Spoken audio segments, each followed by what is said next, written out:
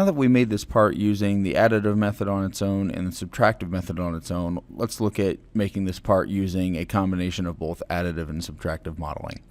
So we'll go to iPro and New and create a new part file. And if we take a look at our part, we have a lot of ways we can approach this. So what I'm going to do is I'm going to create this back portion as a solid block. I'll use subtractive to remove this top corner, and then I'll come in and use additive to add this front corner.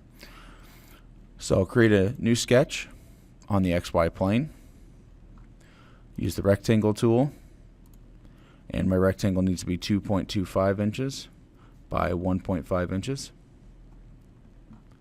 Finish sketch. We'll extrude that to a depth of 0.75. Then I'm going to use another sketch on the front of this part we just created. Use a rectangle in the top right corner, and that's going to be 0.75 by 0.75 to create that cube. Hit enter. I'm going to finish that sketch. I'm going to go ahead and extrude that and reverse the direction to cut out that top right corner of that part. Hit OK, and then I'll create one final sketch on this front face using a rectangle tool again. Width the 0.75, height the 0.75, hit enter, finish our sketch, use the extrude command.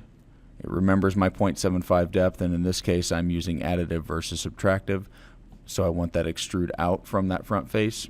Hit OK, go to my home view, and I've made that model using a combination of additive and subtractive.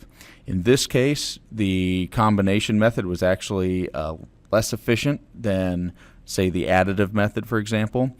But in most cases, the parts you're going to make, the most efficient path and the quickest path to make your parts is going to be a combination of additive and subtractive. It doesn't matter which method you use as long as you get to the result you want in the time that you need to get to that result.